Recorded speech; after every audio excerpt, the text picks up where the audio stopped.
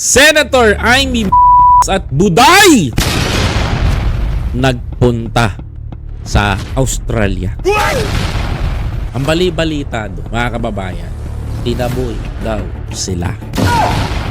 Bakit tinaboy, mga kababayan ko, ng mga youth organization doon? Ito matindi, mga kapatid. Ito matindi. Pero dito muna tayo, mga kababayan. Mga kapatid, sinisita ngayon ang mga pag-alis-alis ni Buday sa bansa. At tila ba, mga kababayan, ang puna ng mga netizen ay pera ng taong bayan yan. Bakit, Buday, panay ang lakwatsa mo? Yan ang puna ng mga netizen ngayon sapagkat tanong ng mga maraming Pilipino, bakit hinahayaan ng gobyerno na panay ang lakwatsa ni Buday sa ibang bansa? Ano nga ba ang totoo, mga kababayan ko? Tara, panoorin natin tong balita na ito na nagsisirculate sa loob ng social media.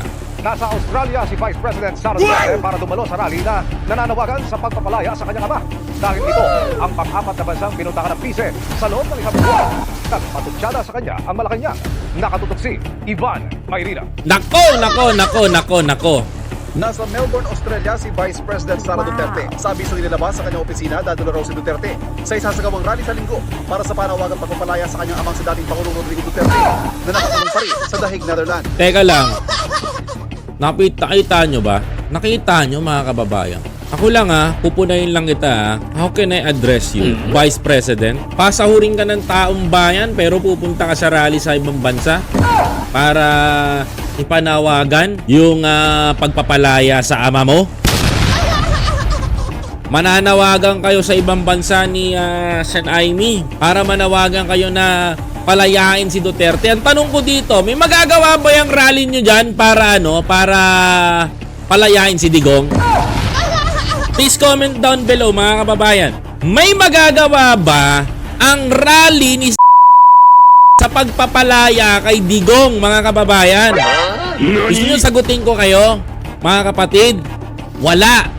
Walang magagawa ang rally na yan na pupuntahan ninyo para palayain si Duterte. Alam nyo ano may magagawa, mga kababayan ko? Mga kapatid, magtrabaho kayo sa bansa. Bakit, mga kababayan? Paano ko nasabing walang magagawa yan? Walang bearing yan. Hindi naman pakikinggan ng ICC yan